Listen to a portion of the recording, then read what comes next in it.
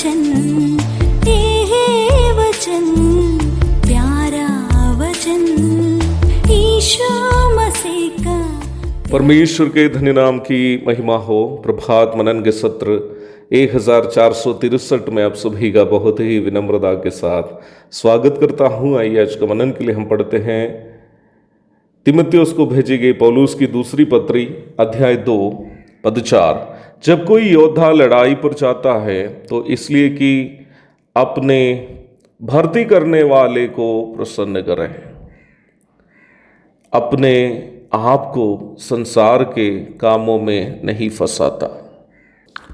पढ़ी गई पद में प्रेरित पौलुस अपना शिष्य तीमुथियुस, जो इफिसुस की कलीसिया में अगुवाई की सेवा कर रहा है, कह रहा है कि प्रभु की सेवा करने वाला एक व्यक्ति की मानसिकता क्या होनी चाहिए।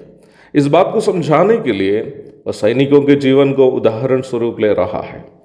उस जमाने के रोम में वर्तमान समय के समान पुलिस नहीं होती थी। पुलिस की भी सेवा सेना ही करती थी।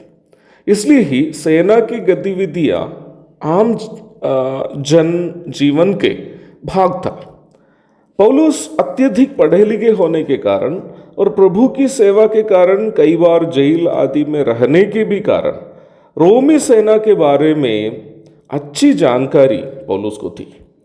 अब अपना शिष्य को समझाते वक्त पौलुस कह रहा है कि प्रभु की सेवा करने वालों की भी मानसिकता वही होनी चाहिए जो एक सैनिकी है।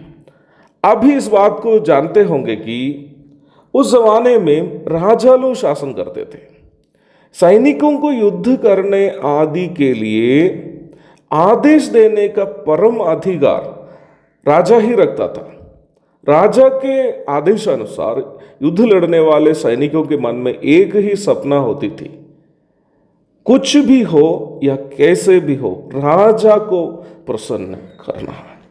राजा को खुश करने के लिए वे लोग अपनी जान को भी जोखिम में डालने के लिए तैयार होते थे। और वे ये भी चिंता नहीं रखते थे कि युद्ध में यदि वे मर जाए, उनकी पत्नी बच्चे आदि का क्या होगा। ऐसी चिंता सैनिक लोग नहीं रखते थे, क्योंकि उन लोगों को ये भरोसा रहता था कि यदि युद्ध क्षेत्र में वे मर जाए, राजा जिसके लिए वे युद्ध लड़ रहे हैं उनके परिवार की रक्षा करेगा।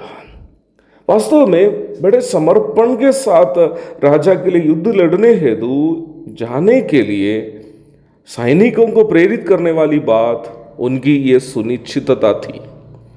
राजा भी ये बात अवश्य जानता था कि यदि युद्ध क्षेत्र में सैनिक अपने परिवार की चिंता करते रहेगा तो वे युद्ध में कभी सफल नहीं हो पाएगा। इसलिए उन दिनों के राजा लोग अपने सैनिकों की आवश्यकताओं की पूर्ति अनिवार्य रूप में करते थे। प्रभु की सेवा करने वालों की भी मानसिकता वास्तव में यही होनी चाहिए। यदि वे सेवा के क्षेत्र में सफल होना चाहते हैं तो जो अपनी बीवी बच्चों की भी चिंता में हमेशा उलझे रहते हैं, वे कभी भी प्रभु की सेवा सही तरीके से कर नहीं पाएगा। मेरा कहना यह भी नहीं है कि हमें अपनी बीवी बच्चे आदि की आवश्यकताओं के प्रति संवेदनशील नहीं होना चाहिए। मेरा कहना यह है कि यदि प्रभु ने वास्तव में आपको सेवा के लिए बुलाया, इस बात में सुनिश्चित रहना चाहिए कि यदि आप प्रभु की सेवा समर्पित होकर करेंगे तो आपके बीवी बच्चों की भी हर आवश्यकता को प्रभु अवश्य पूरा करेगा। प्रभु की सेवा में लगभग 18 वर्षों के अनुभव से मैं ये बात आपसे कह रहा हूँ, ऐसे वैसे नहीं बोल रहा हूँ।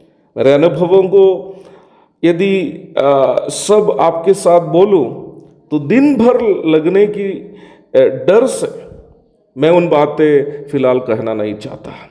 मुझे सुनने वाले प्रभु के दासों से मैं कहना चाहता हूं, यदि प्रभु आपको सेवा के लिए बुलाया है, हाँ, प्रभु सेवा के लिए नहीं बुलाया हो और आप खुद निकला हो तो आपको तो चिंता करना पड़ेगा, क्योंकि प्रभु ने बुलाया नहीं, आपने सेवा के लिए निकला और फिर तो चिंता करना ही पड़ेगा, क्योंकि प्रभु पूरा करेगा या नहीं। मैं उन लोगों से ये बात कह रहा हूं जिनको यकीन है, सुनिश्चितता है कि प्रभु ने सेवा के लिए बुलाया है। वे लोग कभी भी ये चिंता करने की आवश्यकता नहीं है कि अपनी बीवी बच्चों की आवश्यकता कैसे पूरी होगी। आप समर्पण के साथ प्रभु की सेवा कीजिए, बाकी आपकी आवश्यकताओं की पूर्ति प्रभु करेंगे। हमारा लक्ष्य केवल और केवल ये होना चाहिए कि हमारी सेवा से हम अपना राजा प्रभु यीशु मसीह को प्रसन्न कर पाए। एक और शुभ दिन की धन्य कामनाओं के साथ आज का मनन का मैं यहाँ पूर्ण विराम करता हूँ। प्रभु आप सबको आशीष दे। आमीन।